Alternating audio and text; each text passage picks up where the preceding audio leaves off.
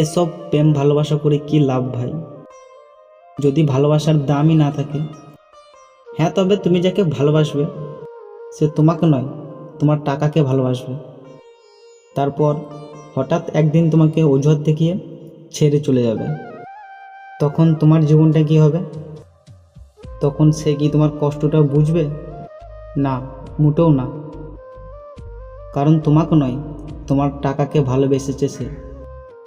তাহলে তোমার ভালোবাসা বুঝবে কিভাবে সে?